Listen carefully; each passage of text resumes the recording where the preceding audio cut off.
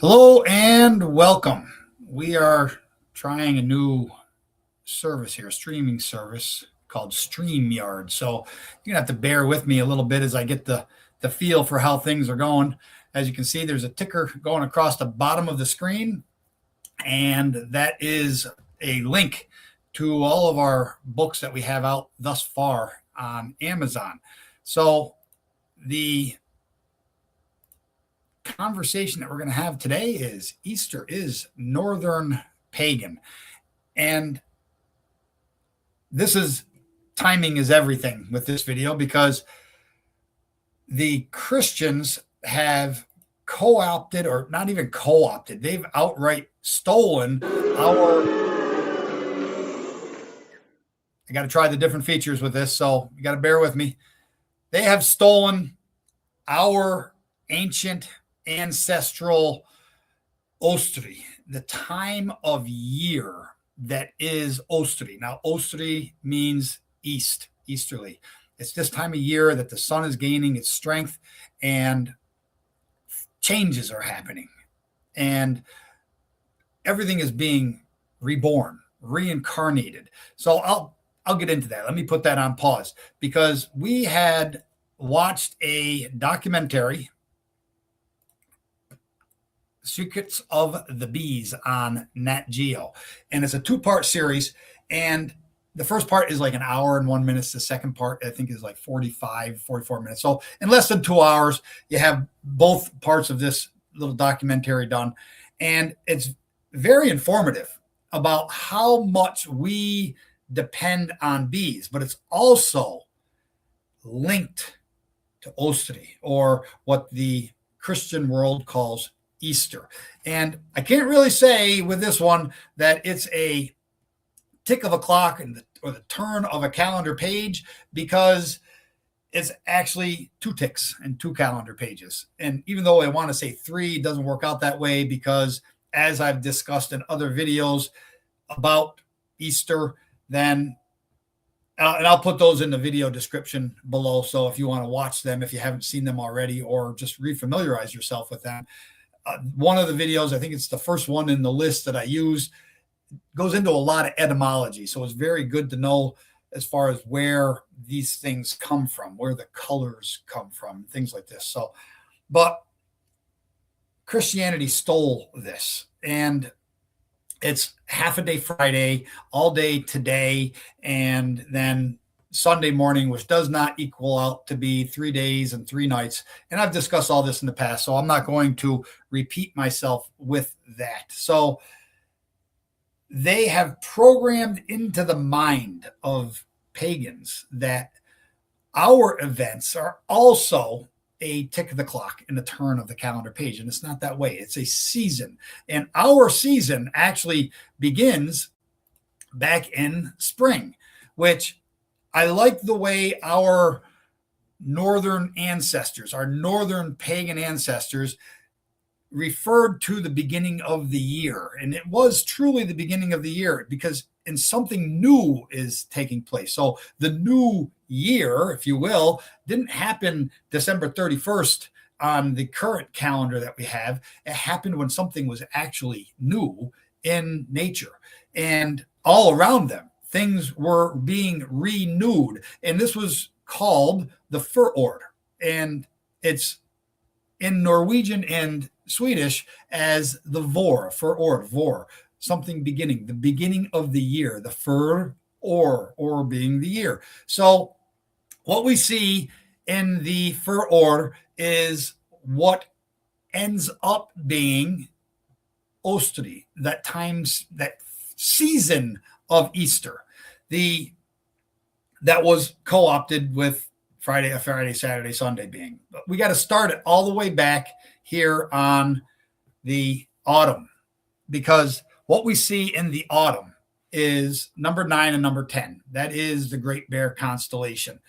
That is seen as the bear being on its Thulian seat, its rocky rest bed, that seat that's furthest to the north. Now, this is married to nature, and the fact that while the the bear is on the Thulian seat in the cosmos, it is mating season for the bear in nature. And not only mating season for the bear, but it is the time when our ancestors, during that time when Balder is at his pinnacle, are having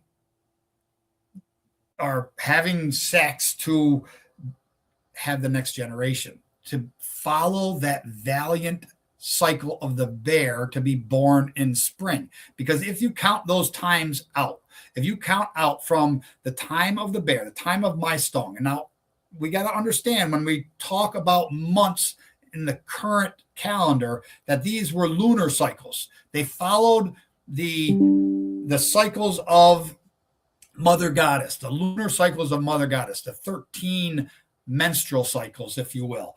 So these cycles were from, if you use modern counting, from July, August, let's just say August to September to October to November to December, January, February, March, April, May. Put you right in that April, May time frame of when birth would be taking place. Now, in the past, I have discussed the 3 cycles of our bear. This would be one of them. This is one of the cycles of our bear. It is during this autumn time frame where Balder is at his pinnacle. This is the Yule, the green leaf pole, the Majstång, as it was called in Old Swedish. My computer's going crazy over here. Let me see if I can mute that speaker here. And this is the time when Loki would then dress as an old woman folk and discover what kills Balder, which is not mistletoe. We'll get into that in a different video. This one's about Easter, the season of Easter to our Northern Pagan ancestors that was co-opted. So what happens in this season is Freyja, Maiden Goddess Freyja, gives her wake-up call to the bear, which is on the Thulian seat in its rocky rest bed. And that bear moves off of that rocky rest bed and goes into the frozen fen. Why is it a frozen fen? Because it is winter in the north. That sky, the cosmos, as you're looking up, is mirroring what is taking place on Earth. As above, it is frozen because it is frozen below on Earth. So the bear is Sleipnir. I've discussed this in other videos.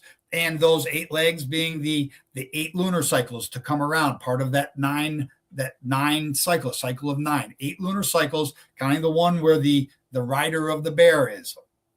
That is your 8-legged bear, Sleipnir, slipping across the frozen fen to bring us what? Now Thor, if you look at on the screen, is number 9, and he is leading in number 3 and 4, which is that bear that was the previous season, number 9 and 10, sitting up there on the Thulian seat. So we go into the winter. Freyja has given her wake-up call. Thor is leading in the bear, the rebirth, the gift of rebirth, the Yule, the gifts of Yule for children. From there, we go into the Forord. This is the Vor. This is when the basket of number 9, basket of the cauldron of the bear, which is also Valhalla. It's where our ancestors are reincarnated from. They are given birth from Valhalla. And this basket is directly overhead at the beginning of the Northern Pagan year. The basket. Why do we see a basket during this season? Or if you're into the secular aspect of it, it would be the basket of Easter. The Easter basket is because the basket of the great bear is directly overhead. What is going on in nature when that bear is directly overhead with her basket? What is going on in nature? You have cubs that are seen in nature, bear cubs that are seen in nature. What else is going on? Our Northern Pagan ancestors are now giving birth from that time of the Majstång that happened back in autumn, back in autumn when the bear was on the rocky rest bed up above. So this has all happened. Now we also see just south of the bear, number 13, which is the maiden. The May time frame. May, maiden. That's where we get the month of May from, is the time of the maiden. If you look at the month of June, it's the time of Yun, the young.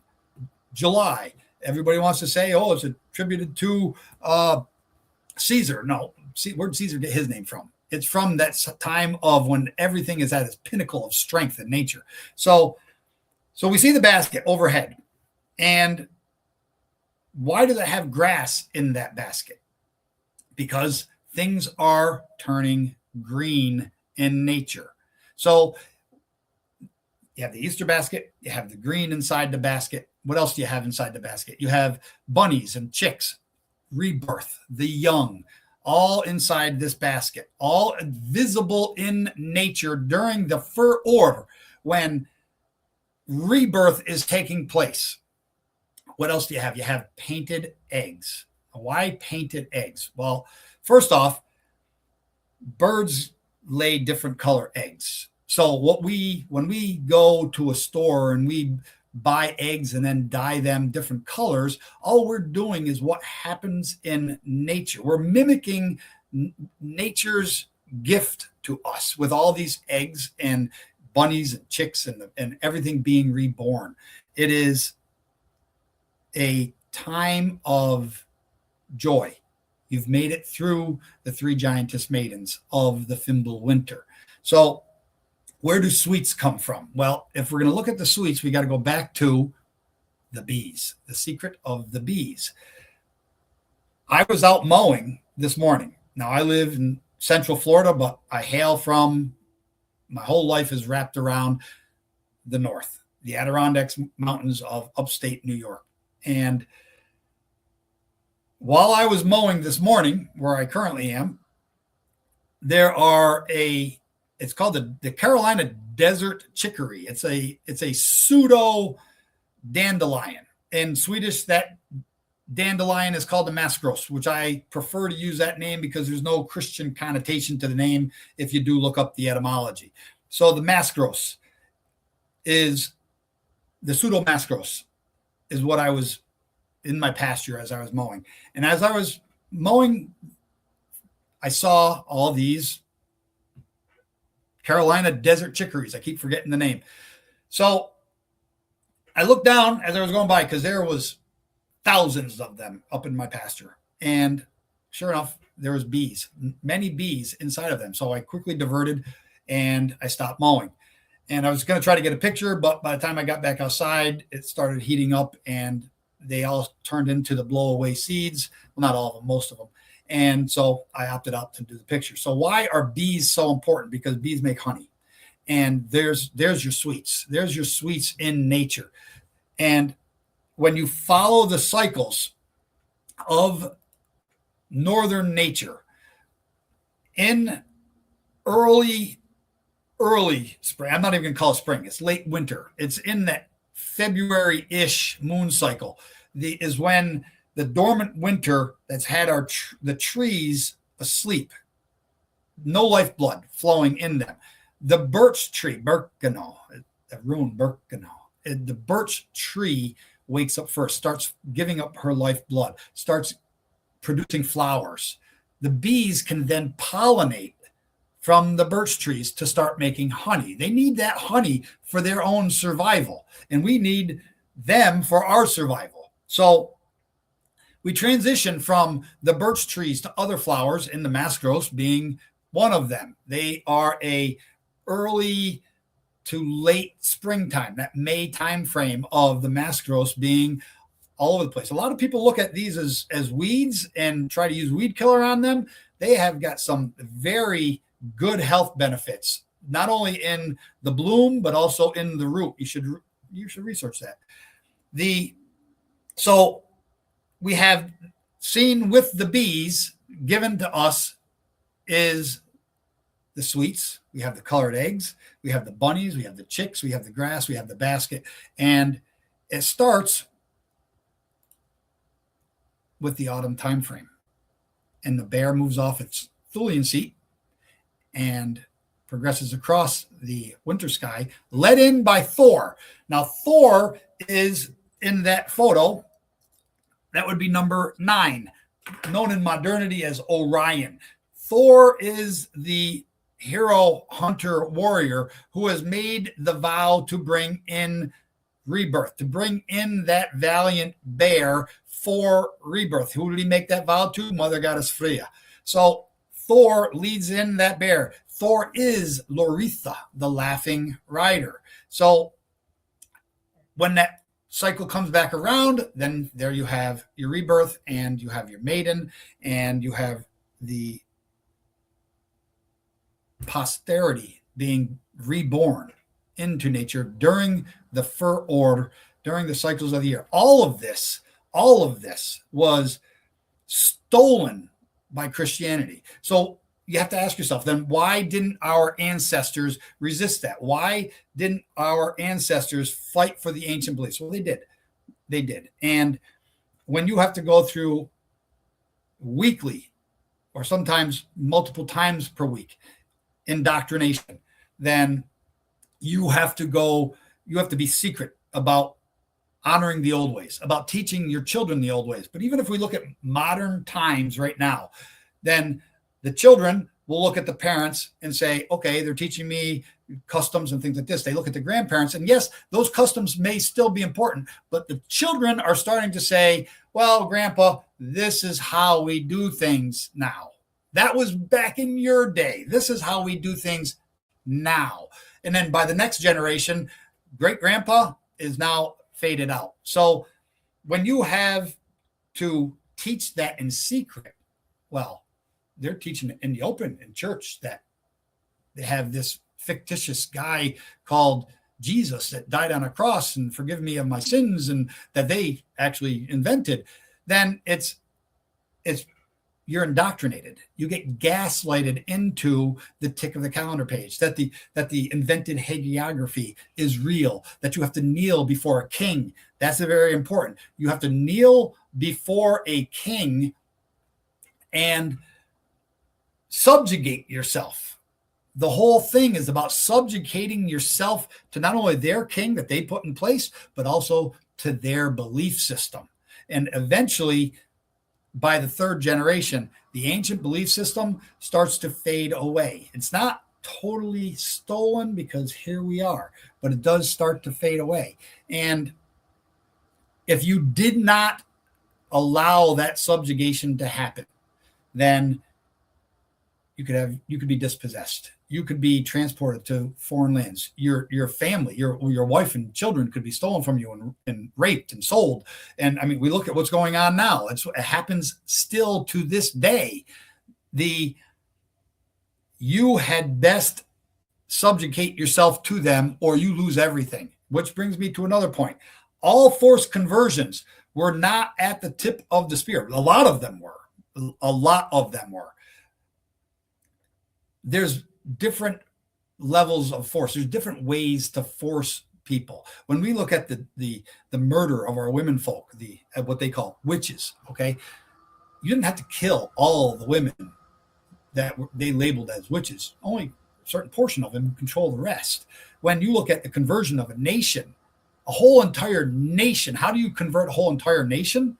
Because Christianity would take over certain areas that would be the supply routes to a nation. And then they would tell the king, you either convert and identify as a Christian and your nation as a Christian country, or no one will trade with you and your people will starve. And then they will replace you with a Christian king.